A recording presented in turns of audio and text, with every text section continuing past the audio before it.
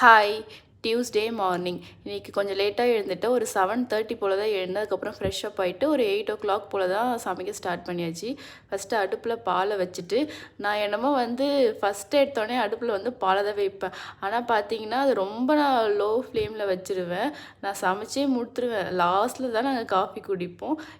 என்னைக்காச்சும் ஒரு நாள், அதாவது அந்த சாட்டர்டே சண்டே அந்த மாதிரி டைமில் மட்டும்தான் காலைல எழுந்தவுடனே காஃபி குடிக்கிற பழக்கம்.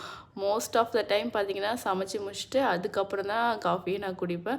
மோஸ்ட் ஆஃப் த கேர்ள்ஸ் இப்படி தான் இருப்பாங்க. என்ன பண்ணுறது?